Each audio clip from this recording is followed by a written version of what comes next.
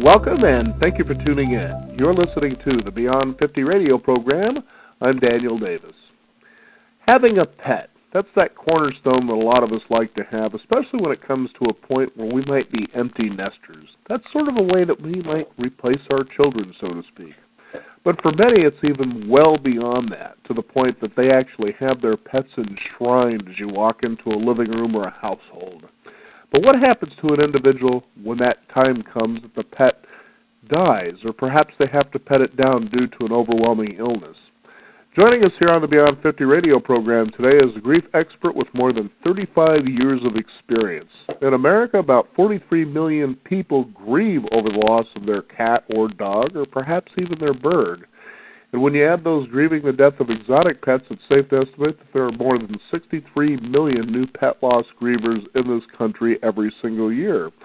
We're going to be talking about the major myths about grieving, what to say and what not to say to a griever, the misused G word, guilt, the stages of grieving, and what to do with your pet stuff after their death. I'd like to welcome to the Beyond 50 radio program today, co-author of the book, The Grief Recovery Handbook for Pet Loss. And our guest joining us today, Cole James. Cole, thank you for joining us here on the Beyond 50 radio program. Thanks so much for having me on, Daniel. Now, what made you go in this direction with your life after being, in the communication field for the Fox movie channel and the network for more than 6 years before joining this whole institution here? Yeah, it was my father started the Grief Recovery Institute over 35 years ago, and it was one of those things that I always thought was really cool that my dad did, and I knew he helped a lot of people with that. And I had my eye on a whole separate career, as you just mentioned, and I attended one of our 4-day trainings where you go through the training to learn how to help others. You lead them through groups or work one-on-one with grieving people, just to kind of see what my dad did. And I was in my late 20s, and grief was certainly a part of my life at that point as well. And the 4-day training just absolutely floored me. I thought it was such powerful, important work. There was a lot of personal work I did over that 4-day training, and I just saw how important it was. And so by the Monday, which was the 4th day of the training, I was putting in my 2 weeks at Fox and asking my dad to come on board to kind of help bring the organization to another level. And luckily I had some marketing skills, and we were quickly off and running with that. But I just thought the work was it should be taught in first grades everywhere, just because loss touches all of our lives in many, many different ways, and it's just not something that society talks about, and we want to change that, and I just wanted to help be a part of that. Mm-hmm. It's really fascinating when you think about pets and pet owners and some of the things that you just don't come to understand, especially when it comes to understanding the dynamics of the animal themselves. Now, as I was mentioning earlier about exotic pets, in Portland, Oregon, there's a place called Macaw Landing, and this here happens to be the largest privately owned parrot sanctuary, apparently, in the world. Oh, wow. And what this guy does is he takes in parrots from people who have realized that these animals are overwhelming when it comes to owning them. They're not this cute bird that sits on your shoulder and says, Polly wants a cracker kind of a thing. Now, here's his story, and this one really fascinates, and this is what people come to understand as he plays the video to show you and to have a clear understanding about what parrots truly are. He himself owns a parrot, and you get the opportunity to see this parrot as you go into his house. Now, this parrot, there was a particular time that he had left the parrot for about 2 weeks. He was on a trip to Hawaii for a particular thing. I don't remember what it was. He came back and had found that the parrot had literally chewed off all of its feathers on its breast. Okay, so this thing was almost completely bald. And he came to realize that this was not an animal that you just simply leave behind. It's not like a piece of furniture, but that these are actually very familiar, family-bonded animals, if you will. So what it did is it destroyed itself thinking that it was not loved, that it was not part of the family, and it devastated him. And that's when he began to make the commitment, of course, to getting this parrot sanctuary to help people who just can't have these things. They're not really made to be pets. And I thought, that's amazing. But, in a lot of cases, that same thing spills over into other species as well. And I know you talk about that in the book, especially when it comes to dogs. Yeah, absolutely. These pets, animals, whatever you want to call them, become part of our family, and it's very close to that unconditional love that we all talk about, with our animals. And so when that relationship ends or changes in the sake of, let's say, one of our dogs runs away and we never know what happened to that dog, it's not just death. There's over 43 different types of losses that we would classify as grieving events for people. And when they come to pets, animals, society tends to compare and minimize our losses in those categories, when really the pain and the hurt is very real for us when we lose a pet. And that's really why we set out to write this book, is to help people in that community, because, again, we all grieve at 100% of what the loss was for us. No one else gets a vote in it. Well, I can't agree with you more, and I know that my wife had been gnawing at me for years to get a dog, and I was somewhat reluctant because of my own experience back in the 1980s, where I had raised a dog from a puppy, to a full-grown dog, and it got to a point that I had made a decision, and I really regret this, and that is that I actually gave her to someone else, thinking she would be under great care. Then all of a sudden, this is what I heard. When I asked, well, what happened to her, they said she just simply ran away, and I had never seen her again, and I thought to myself, how did her life turn out? And so you can see my reluctance to getting another one, because I didn't want to be in a position that I felt like I would have to do that again. And it had to do with the time because I was renting, and it was really difficult to find places that would allow pets, especially dogs. Sure. And so I knew that if I did get another dog, that it didn't matter. The dog was staying with me even if I had to sleep out on the street or in a tent somewhere, but it wasn't going to happen. But I realized, that having something like a dog, and I think a lot of people feel this way, is just like having your own child, probably even beyond that, isn't it? Yeah, you're really making all decisions for that animal for their entire life, pretty much, and and that changes and shifts with human children, but with our pet children, all the way, unfortunately, up to the end when we have to make that gut wrenching decision, maybe to put our animal down.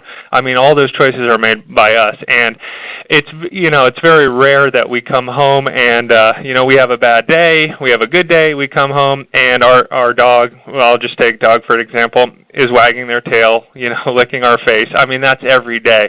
And so yes, they might chew our shoes once in a while, but overall it's a really positive relationship and again, one of mostly unconditional love the whole way through.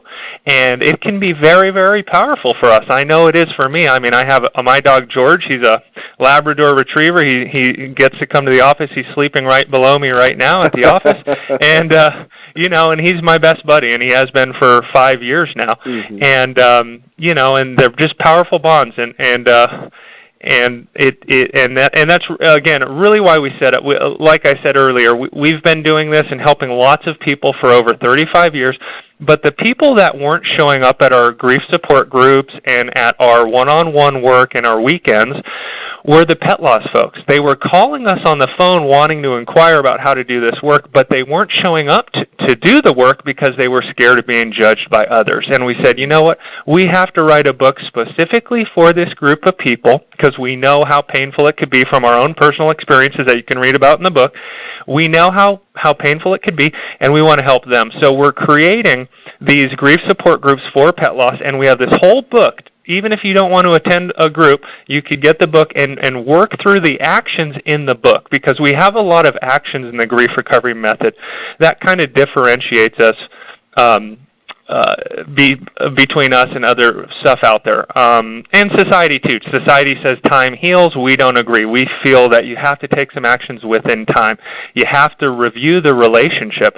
With the dog that you talked about having to give away, that's an important piece of the puzzle of your relationship with that dog. And so while you would be working through this book, that would be possibly a really significant event where you might want to communicate some feelings you had about having to do that. And those kind of things are really what unresolved grief is about, is the undelivered emotional communications that maybe we never made to our pets, or, again, if we're grieving the loss of a human, to our mom or our brother. But it's all undelivered emotional communications, or emotional communications that we've delivered many times, and we just wish we could have delivered it one more time, like "I love you." And that's all the stuff that we kind of go on a search and help people find, and then communicate to another living person those communications. And it really, we make it really simple to do in the book. It really seems to help people, and has for a long time now. I can imagine it has. I know I was speaking, I believe it was with your father some years ago, about the Grief Recovery Handbook. And, okay. Yeah, it was pretty fascinating, that 30-year study on grief, and a lot of the myths that were actually broken down. And there was one story I actually shared with him, and he got on me a little bit about it. It was about, the loss of someone actually of a relationship where the boyfriend broke up with her, and I said, well, you think out there in that world, and there are worse things that are happening to people out there in the world, and then of course the next day, 9/11 occurred, and he says, Daniel, I'm kind of ashamed of you because you took away her opportunity to grieve by thinking there was something bigger, and that her grief wasn't valuable to her. And I said I had realized that as I was talking with him, and of course apologized. But you were mentioning earlier that people, as you set up these grief recovery groups, that people who had pets were interested in this work but felt kind of hesitant, if you will, to joining this. And I think it goes that people perhaps on the outside that maybe don't or haven't had the experience of having pets, do they kind of look at these people as maybe being a little nuts and sort of overbearing when it comes to their pets and, of course, the loss of the pet? Yeah, that's definitely, I think, one big part of it is they maybe haven't had that personal experience that you and I have, and so they can't relate on that level. And it's a very big part of it for sure. The other thing that I find and we find is that from a very early age, we're taught if you're going to cry, go to your room. Big girls don't cry, big boys don't cry. It all boils down to hide sad or negative emotions at any level, at all costs. We don't like sad and negative emotions in society, and we want to suppress them. And so, this can happen if someone has a loss. We minimize that too. So don't feel bad. Be grateful you had 50 years with them. Don't feel bad. At least their suffering's over. It's all an attempt to shift people off of sad feelings.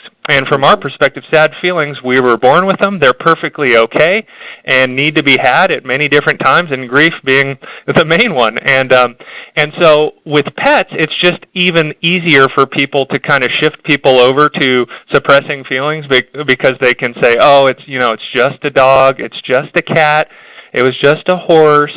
And then, oh, by the way, let me tell you, my friend here just lost her husband. Isn't that worse? And so it's easier to kind of kick a pet loss griever when they're down, so to speak, because of that. But we do it, really my point is we do it with all losses. I mean, I could tell you, doesn't matter what the type of loss is, well-intentioned friends and family, thinking they're doing a service to the person, will get over here trying to compare or minimize again. And what happens is people are grieving 100%. There's an imaginary knife in their heart, and when you say that stuff to them, they might nod at you, but inside it doesn't feel good. Right. And then they start thinking something's wrong with them. Well, Sue said I shouldn't feel that bad. It could have been worse, but I feel really bad. Well, now I have to take my grief underground. I can't tell anyone else about it. And now for the next 5 years when someone says, how you doing, I have to say I'm fine, or I think I'm defective. So it really sets up a whole bunch of bad stuff when we do that to friends and family, even if our heart's in the right place. We just don't get a lot of training or knowledge on this topic, and so we kind of do what other people do, and it just really creates some really bad problems in this kind of whole arena. I could see how it would, too, especially as I did what I did. I realized, boy, that wasn't very smart. But, again, it was one of those things you were intending to try to levitt the situation so that she would feel better. And then, of course, people do the same thing. Now, my parents have had Shih Tzus, and there were 3 of them they had bought at separate times, but they basically lived together for a while, and then, of course, the oldest one died, then there was the one in the middle, and then the youngest. And, I know one of the hardest things that a person has to do, especially when it comes to a pet, is when that time comes, there's a decision that you might have to put it down. I can't imagine, because we do have a new dog. We've had him for a couple of years now, and he's one of those, it's a pug, and he's probably the most lovable animal. Not just from our perspective, but when I'm out in public, I've never seen a dog get this kind of attention before. Right. And so this is my wife's first dog. Okay. Now, I can't imagine. You already know where I'm going with this. So, you kind of wonder, what happens during that time? What do you do? What do you say, from your experience? Yeah, it's as you know, and we all know that have had to do this. The bottom line is it's gut-wrenching, it's painful, and there's kind of 2 parts to this. The way I look at it, the first part is, I was going to say real quick too. I just couldn't even imagine if I make that decision, could I even be in the same room when it happens? And I know I couldn't imagine that she would want to be. But anyway. Yeah. Yeah, and that's different for different people. I had to put down, we had to put down 2 of our family dogs. I was in my mid-20s. I'd grown up with them since I was 13, 14 years old, and I was terrified to be in the room. And at the last minute, the vet asked if I want to be in the room, and I said yes.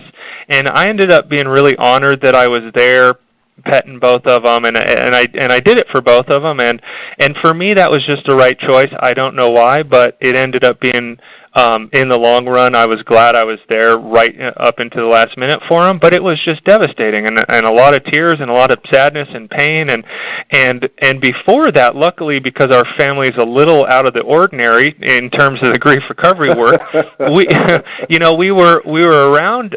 Bull was one of the dogs, and Gemini was our other dog, and with both those dogs, for about 2 hours beforehand, we were all there telling stories, and we were all talking about our relationship and reviewing our relationships with these animals that we loved, and we were petting them, and they were there, and we were just being as open and honest with our feelings as we could in a place where we weren't being judged, and it ended up being the best thing for us. Now, was it absolutely gut-wrenching and painful when the time came that we had to put them down? Absolutely. But really, one piece of advice that we give to people is it doesn't have to be in the last hours. I mean, obviously, that's very critical to be getting complete emotionally is what we call it. Getting complete emotionally as much as you can during the event. But really, the whole year leading up, or the 6 months leading up, if they take a turn, but really communicating them all the things that you want to communicate.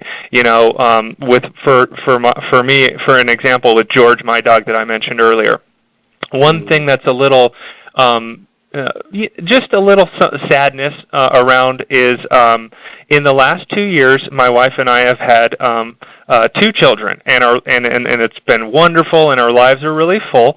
But poor George, our dog, is getting a little neglected in terms of the amount I would hike with him. And I don't know if you know, but we're in Bend, Oregon, and so I'm always hiking, or I was always hiking before the young kids, and now George doesn't get as much attention as he did before. So if I were to know that in the next 3 months, it was looking like we were going to have to put George down at some point, I would be, apologizing a little bit, or taking him for as many hikes as I could, but also saying, hey, George, I'm sorry in the last year or 2, I didn't get to take you on as many hikes, because when I would put him down, I'm sure 10 minutes after we put him down, there would feel that sense of, I wish that was different.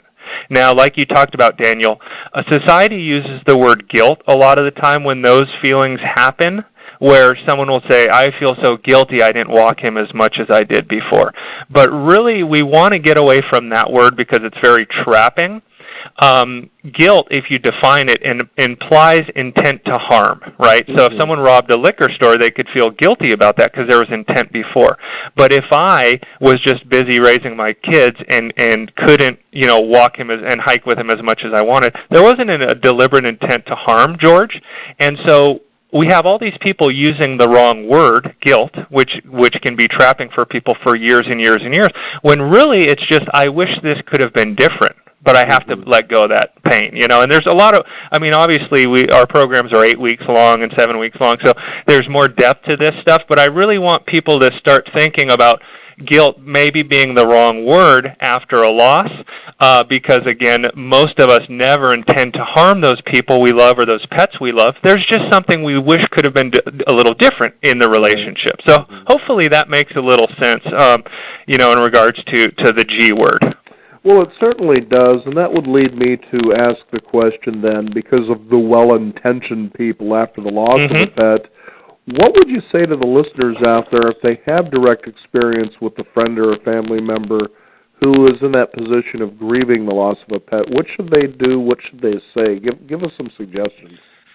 Yeah, so and again, I want to be very clear that we're never trying to beat friends and family up, because again, they're always well-intentioned.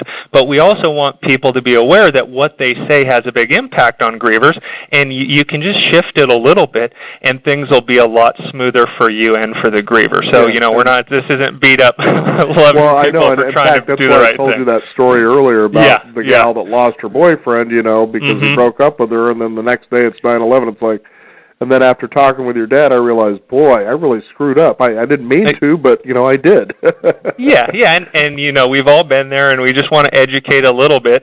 And so what we would say is a better thing to say than don't feel bad, you can get another dog, or don't feel bad, they didn't feel a thing, all those kind of things we do. If you can go right past that and just say, if my friend was John, John, I really care about you.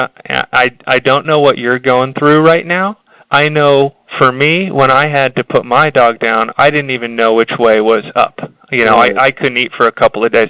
So I'm going to tell a little bit of truth about me and a truth about my feelings during my event, but I'm also not going to say I know how you feel because I had this parallel experience. I'm going to say I don't know how you feel. I know I felt this way. And it's kind of it's an easy way for you to go first, right? Which is really important because you're kind of setting the tone and saying it's okay to talk about feelings with me or about sadness if you have it. Because let me tell you a little bit, just a little brief amount about my loss, and then what's going on with you. And very often what will happen is that lets people open the door to tell you what's going on with them, and them by first setting the tone and starting with kind of an emotional caregiving tone, because I'm talking about my feelings first. Because it's really tough. A lot of the time people will say, how does that make you feel? And it kind of puts the person on the spot because you haven't revealed anything about yourself. You're just asking them to immediately kind of, get undressed emotionally on their side, and that's really hard for people to do. So I always like to start softening it up with a little bit about if I have a shared experience. If I don't, sometimes I'll say, I have no idea what you're going through, but, if I can be here for you, I would love to. Or sometimes if I just hear something that's just a devastating loss someone's had, I might just look at them and say, I have no words. Do you accept hugs? Or, but I'll just, the only thing I'm really not doing is trying to get them to quote unquote not feel bad in some subtle way, because it's an impossibility, and then I don't become a safe person for them.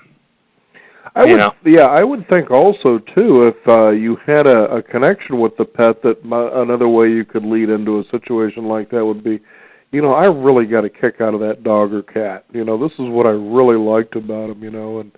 And would that be kind of a healthy way to approach this as well? Yeah, that's a great suggestion. If you too had a relationship with that animal, like I had many of my friends I grew up with, their family dogs were like my family dogs because I saw them all the time. And if one of them were, to be put down or to die, I would absolutely say, I just loved Rex. He was such a cool dog, and I when I got the news, I felt sad. Because again, I'll go first, and I just want to reveal I'm also a real feeling human being as well.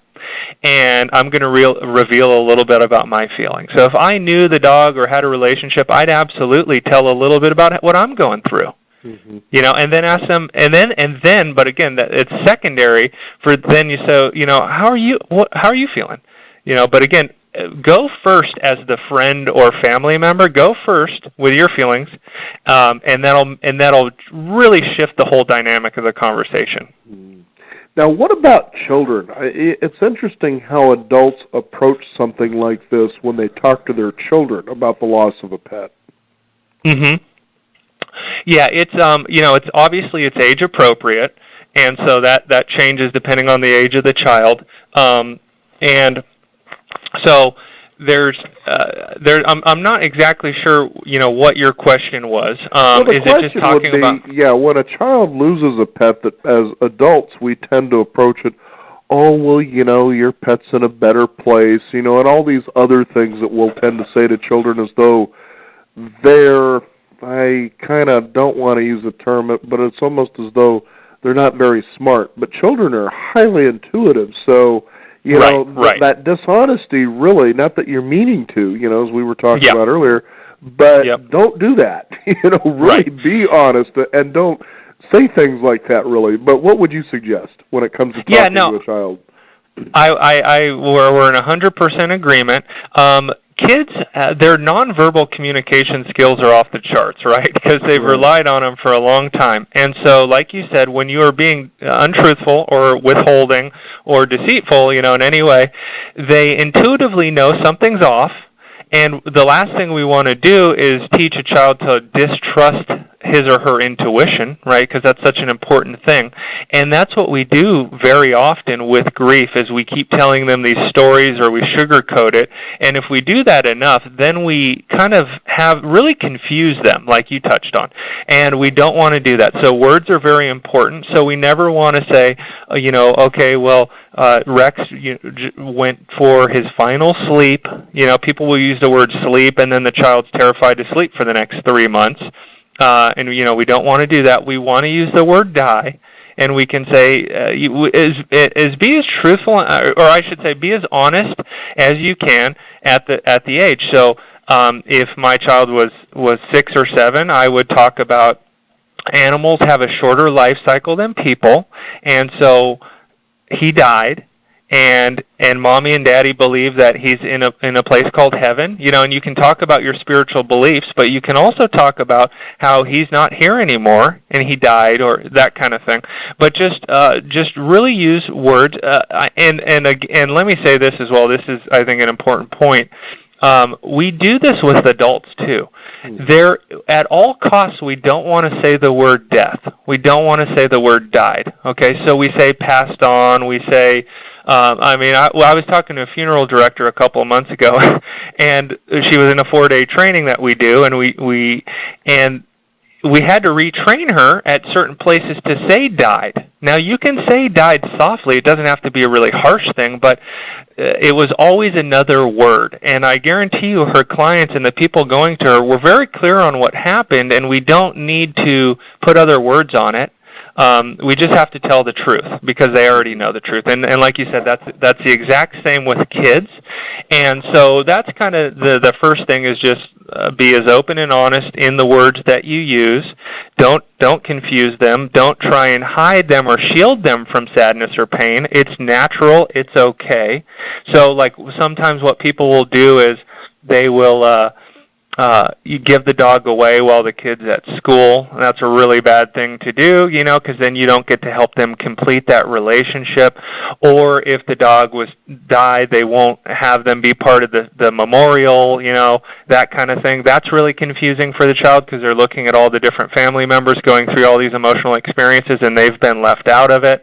So that's really, again, I feel like I'm repeating myself, and a lot of the time we are, because these are really simple but profound concepts. It's like, just let human beings be sad at certain times in their life and let them talk openly and honestly about that, and let them talk openly and honestly about their relationships, the good, the bad, the indifferent, all the parts of the relationship. Because another thing that can happen with grievers is they'll only talk about the good, and then enshrinement happens, and I'm sure you've met people like that with losses where the person was a saint, basically, and we knew that wasn't true, but they've learned to enshrine them.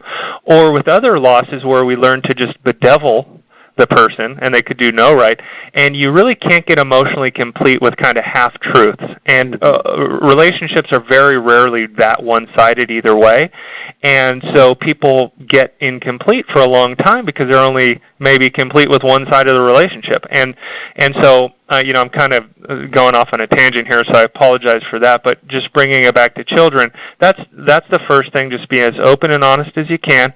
And then the second thing is, as a parent, again, be the leader. So if there's a day where you come home and Rex isn't there wagging his tail licking your face and you get sad, tell the truth. Say, to your child, I just got sad. Remember when Rex, I come home from work every day and you guys would scream and say hi to me, and then Rex would come over and I'd pet him, and, the kids will say, yeah. And, well, Daddy just felt sad for a second because, Rex isn't here and I wanted to do that, and, Rex, I love you, and just do that communication right in front of the kids so they can understand that the physical relationship ended, but the emotional relationship that we have with all these people and our friends and our pets that die, that continues on for the rest of our lives. And we can still have an emotional relationship with people. For many, depending on their beliefs, they can have a spiritual relationship. So you can kind of set that up with your children as well.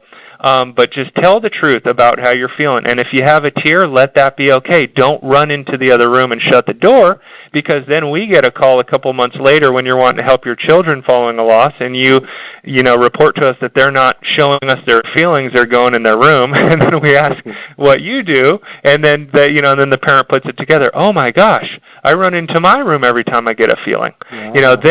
They are very naturally equipped to have happy and sad feelings. They're great at it. We unfortunately shut them down by the time they're 6 or 7 years old.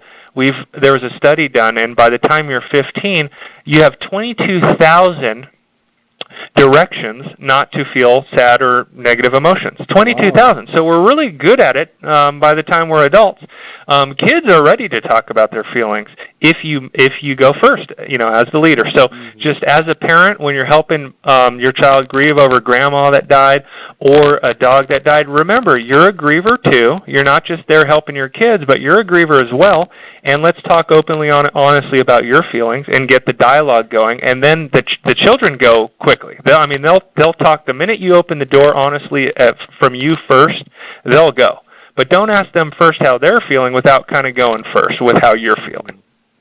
Yeah, I could see how that would actually make sense, to be able to be someone who starts the conversation by starting with yourself and allowing them to open up rather than putting them on the spot. That certainly makes a lot of sense.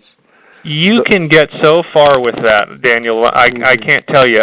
We could, if there's one takeaway from a listener on your show today, it's go first and talk about your feelings.